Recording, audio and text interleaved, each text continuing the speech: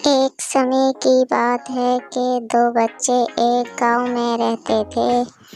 उनकी एक बूढ़ी दादी भी थी। वो दोनों बच्चे अपने बाहर बगीचे में खेलने के लिए आए। उसकी बहन कहने लगी, भाई देखो ये कितनी अच्छी तितली है और हमारे घर पर हम इसको पकड़ कर ले जाएंगे। वो दोनों बहन भाई जल्दी से अपनी दादी माँ को बताने के लिए जा रहे थे कि फिर कहने लगे, बहन तुम घर जाओ, मैं अभी आता हूँ खेत पर, मुझे कुछ काम याद आ गया, मेहनत करके काम करूँगा। अभी हम छोटे से घर में रहते हैं, एक दिन मेहनत करके मैं बड़ा आदमी बन जाऊँगा। वो खेत पर चला गया और लड़की अपनी दादी के पास घर पर चली गई। दादी से जाकर कहने लगी, दादी माँ हम बहुत अच्छे और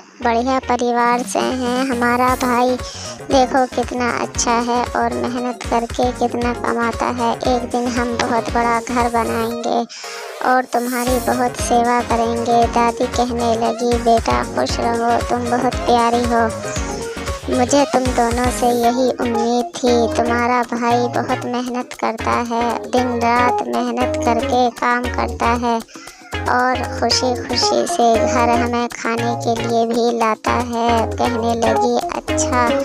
फिर उसका भाई अपने खेत पर गया और वहाँ जाकर मेहनत से उसने खूब रात दिन एक करके काम किया। अपनी खेत में से उसने जाकर देखा कि घास हो रही थी। उसने खेत की घास को सब उखाड़ फेंका और अपने खेत में दिल लगाकर काम करता, भूख देखता ना प्यास देखता। एक दिन उसे उसके खेत में बहुत अच्छी फसल हुई हुई नज़र आई।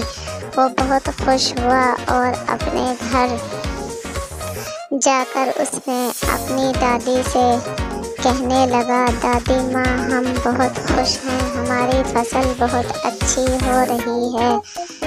और उसने एक बहुत पैसे कमाए और अपनी दादी और बहन के पास जाकर सारे अपनी खेती के हाल चाल बताए। कहने लगा, दादी माँ देखो मैं बहुत मेहनत करके काम करता हूँ और हमारी खेती भी बहुत अच्छी हो रही है और हम देखो मैंने अपनी खेती से काम कर के दिन रात एक करके कितना पैसा कमाया है और हमारी इतना बड़ा घर भी, ये सब उसी खेती की बरकत है। और एक उसकी दादी कहने लगी, बेटा तुम ठीक कहते हो।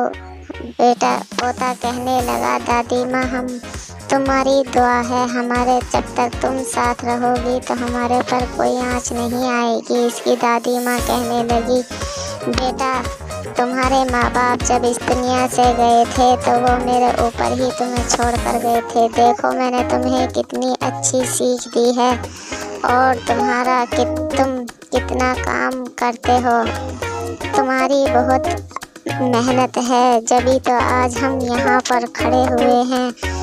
तुम्हारी वजह से ही ये मकान हमको देखने के लिए मिला। गांव वाले बच्चों को देख लो, यूं ही फिजूल में अपना टाइम खराब करते हैं। जो बच्चे अपने वक्त का कदर करते हैं, काम